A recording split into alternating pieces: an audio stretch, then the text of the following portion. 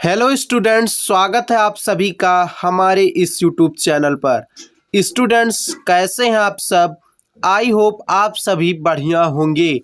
हमारे इस चैनल पर UP polytechnic entrance exam preparation 2022 group E1 biology की तैयारी कराई जा रही है, जिसके क्रम में आज हम देखने वाले हैं अध्याय संख्या 4 प्राणी जगत के अंतर्गत फाइलम कॉर्डेटा को, संघ कॉर्डेटा को। आज के इस वीडियो को आप सभी लोग ध्यान से देखिएगा, बहुत ही मजा आने वाला है। बात करें संघ कॉर्डेटा को, तो इस संघ के अंतर्गत हम आते हैं, यानी मनुष्य आते हैं। तो चलिए हम क्लास को स्टार्ट करते हैं। हमारे वीडियो का टॉपिक क्या है? संघ कॉर्डेटा। सबसे पहले हम इससे परिचित हो जाते हैं, कॉर्डेटा संघ है क्या। तो आप सभी के स्क्रीन पर दिख रहा होगा, संघ कॉर्डेटा जंतु जगत का सर्वोच्च समूह है। जी हाँ, जो संघ कॉर्डेटा है, यानी जिस संघ के अंतर्गत हम मनुष्य आते हैं, वो जंतु जगत का सर्वोच्च समूह है। यह संघ ड्यूटेरोस्टोम संघों में, किस संघों में? ड्यूटेरोस्टोम संघों में सबसे विशाल, विकसित तथा महत्वपूर्ण संघ है, जिसके अंतर्गत देखिए वही बात लिखा हुआ है, मनुष्य सहित विभिन्न प्रकार के वे जीवित तथा विलुप्त प्राणी रखे गए हैं, जिसमें 3 निम्नलिखित आधारभूत लक्षण पाए जाते हैं। कौन कौन से हैं वो लक्षण? चलिए एक एक कर देख लेते हैं। तो पहला लक्षण है, इंपॉर्टेंट लक्षण है, इन जंतुओं के शरीर में एक पृष्ठीय, खोखली तथा नलिकाकार तंत्रिका रज्जु पाई जाती है। दूसरा लक्षण है, जंतुओं में पृष्ठ रज्जु अथवा नोटोकार्ड पाई जाती है। तीसरा है, जीवन की किसी न किसी अवस्था में ग्रसनीय क्लोम दरारें, इंग्लिश में बात करें तो फेरेंजियल गिल स्लिट्स पाई जाती हैं। अब हम इस संघ के कुछ और सामान्य लक्षण को देख लेते हैं। उससे पहले हम देख लेते हैं, अन्य संघों की अपेक्षा जीवित अंतःकंकाल तथा केंद्रीय तंत्रिका तंत्र का पाया जाना इस संघ के जंतुओं को अन्य जंतुओं से श्रेष्ठ बनाता है। प्रश्न पूछ सकता है कि जो संघ है कॉर्डेटा, उसके जंतु श्रेष्ठ होते हैं या माने जाते हैं। क्यों होते हैं? क्योंकि केंद्रीय तंत्रिका तंत्र की उपस्थिति होती है। इंपॉर्टेंट प्रश्न यहां से पूछ सकता है, इसलिए नोट कर लीजिए कि जो संघ कॉर्डेटा है, उस संघ के जंतु श्रेष्ठ माने जाते हैं, क्योंकि केंद्रीय तंत्रिका तंत्र की, यानी सेंट्रल नर्वस सिस्टम की उपस्थिति होती है। अब देखिए भैया, इस संघ के अन्य प्रमुख लक्षण निम्नलिखित हैं। पहला लक्षण है, आप सभी के स्क्रीन पर, इस संघ के जंतु विश्वव्यापी वितरण दर्शाते हैं। सभी प्रकार के आवासों, चाहे वो जलीय हो, वायवीय हो तथा स्थलीय हो, में पाए जाते हैं और ये मुक्त जीवी होते हैं। आई होप यहाँ तक सभी को सभी चीजें समझ में आई होंगी। अगला सामान्य लक्षण देखिए, इन जंतुओं में द्विपार्श्व सममिति पाई जाती है। अब आप सोचेंगे द्विपार्श्व सममिति क्या है, यानी इंग्लिश में बात करें तो बाइलेटरल सिमेट्री क्या है। यदि मनुष्य को, यानी हमको मध्य से एक लंब रेखा खींचकर विभाजित किया जाए तो हम 2 समान भागों में बट जाएंगे, उसी को ही हम द्विपार्श्व सममिति कहते हैं। ठीक है। अगला लक्षण है, इन जंतुओं की किसी न किसी अवस्था में पश्चगुद पूंछ उपस्थित होती है, जो प्रौढ़ावस्था में उपस्थित या अनुपस्थित हो सकती है।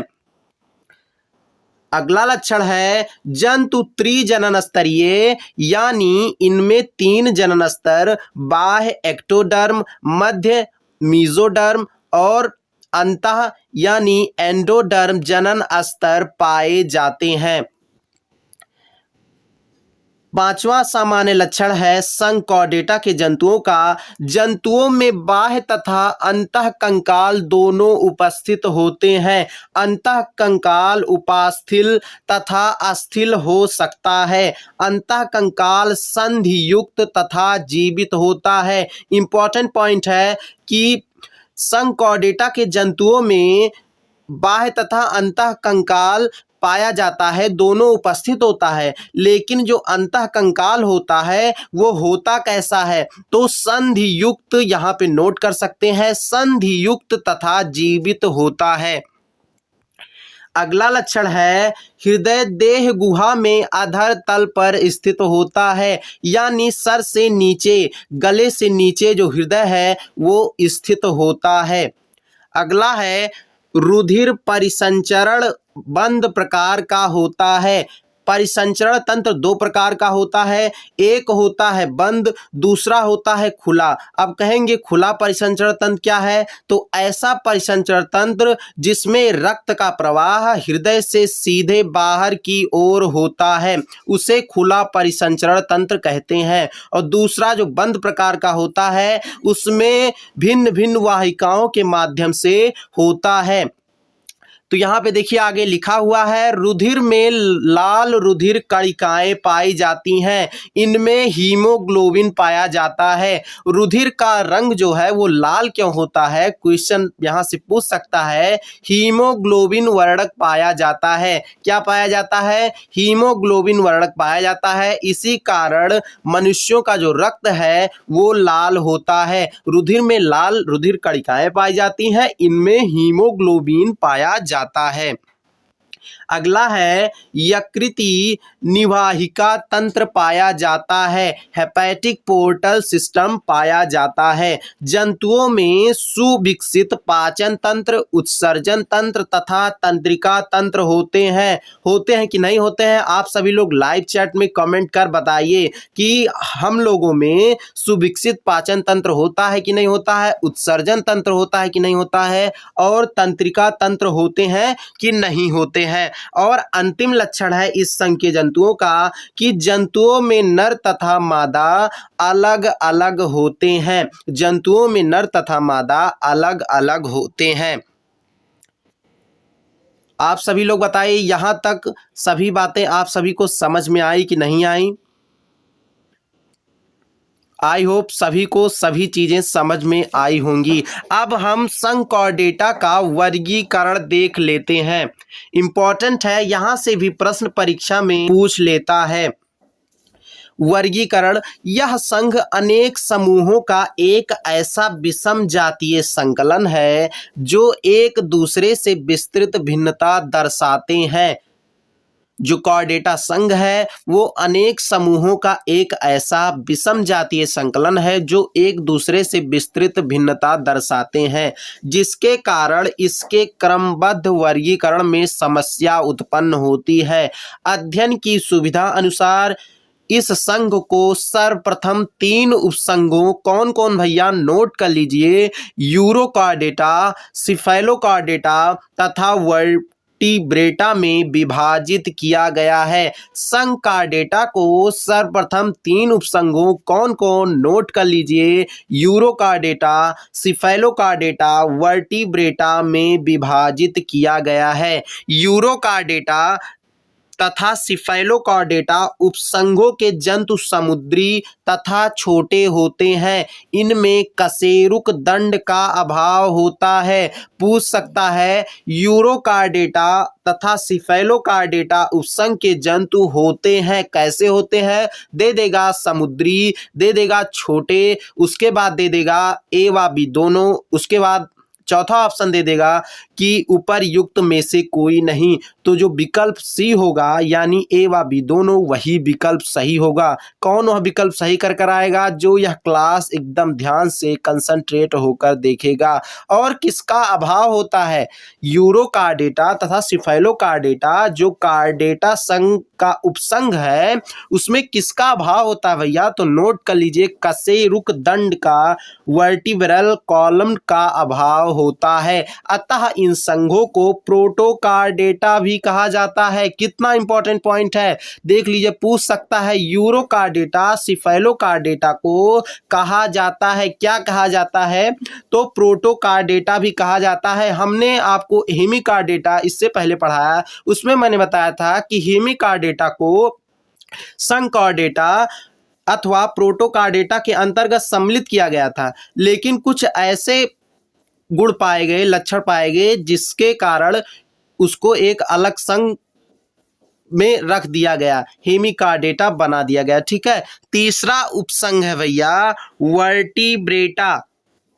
कौन है, वर्टिब्रेटा। तीसरा उपसंघ जो है वो है वर्टिब्रेटा। क्या कहलाता है भैया, ये क्या कहलाता है, तो ये यूकार्डेटा भी कहलाता है, क्योंकि इसमें सम्मिलित जंतुओं के शरीर में एक सुविकसित कशेरुक दंड पाया जाता है। देखिए, जो प्रोटोकार्डेटा यानी बात करें यूरोकार्डेटा तथा सिफेलोकार्डेटा के जंतु में अभाव होता था, किसका, कशेरुक दंड का अभाव होता था। लेकिन ठीक विपरीत, वही आपने ऊपर पढ़ा कि एक दूसरे से विपरीत लक्षण दर्शाने की वजह से इनको उपसंघों में विभाजित किया गया। तो देखिए, जो यूकार्डेटा यानी तीसरा उपसंघ वर्टिब्रेटा जो यूकार्डेटा कहलाता है, उसमें क्या सुविकसित होता है, तो कशेरुक दंड यानी वर्टेब्रल कॉलम पाया जाता है। ठीक है, नोट कर लीजिए, यहां से प्रश्न इस बार की परीक्षा में पूछी जा सकती है। अगला पॉइंट है, अगला लाइन है, इंपॉर्टेंट है। प्रोटोकार्डेटा उपसंघ के जंतुओं में सिर तथा क्रेनियम का अभाव होता है।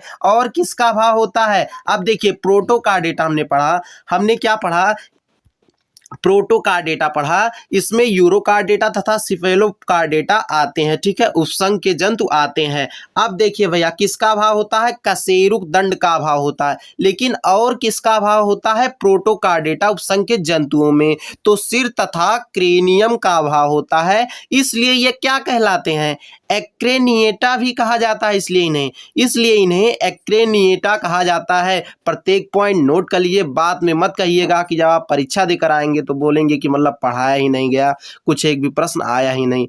आप बढ़िया से पढ़िए, प्रश्न जरूर आएगा। ठीक है, जबकि वर्टिब्रेटा जो यूकार्डेटा कहलाता है, उपसंघ के जंतुओं में सिर तथा क्रेनियम की उपस्थिति होती है। नोट कर लीजिए, प्रोटोकार्डेटा में कशेरुक दंड का अभाव होता है, यूकार्डेटा में कशेरुक दंड का अभाव नहीं होता है, बल्कि सुविकसित कशेरुक दंड वर्टिब्रल कॉलम पाया जाता है। प्रोटोकार्डेटा में और किसका अभाव होता है, सिर तथा क्रेनियम का अभाव होता है। ठीक है, इसलिए क्या कहलाते हैं, एक्रेनिएटा कहलाते हैं। ठीक है, और इसमें वर्टिब्रेटा जो उपसंघ है, इस जंतुओं में यानी यूकार्डेटा में सिर तथा क्रेनियम की उपस्थिति होती है। उपस्थिति के कारण ये भी क्या कहलाते हैं, ये क्रेनिएटा कहलाते हैं। कितना एकदम बहुत ही आसानी से आप याद कर सकते हैं। प्रोटोकार्डेटा क्या कहलाते हैं, आप याद किए, एक्रेनिएटा। अब वर्टिब्रेटा यानी यूकार्डेटा क्या कहलाते हैं, तो केवल ए हटा दीजिए, बाकी वही क्रेनिएटा भी कहलाते हैं। कैसा लगा आज का वीडियो, कमेंट सेक्शन में जरूर बताइएगा। और कल हम क्या देखने वाले हैं, तो कल हम देखने वाले हैं कार्डेटा संघ के प्रथम उपसंघ यूरोकार्डेटा पर हम विस्तृत अध्ययन करने वाले हैं। यदि आप चाहते हैं हमारे चैनल के माध्यम से UP polytechnic entrance exam preparation 2022 group E1 biology की बेहतरीन तैयारी करना चाहते हैं, तो चैनल को अभी सब्सक्राइब कर बेल आइकन को ऑल पर जरूर प्रेस कर लीजिएगा, ताकि नोटिफिकेशंस के माध्यम से हमारी सारी वीडियोस आप तक पहुंचती रहें। मिलते हैं नेक्स्ट कल के कार्डेटा संघ के प्रथम उपसंघ यूरोकार्डेटा वाले वीडियो में। जय हिंद।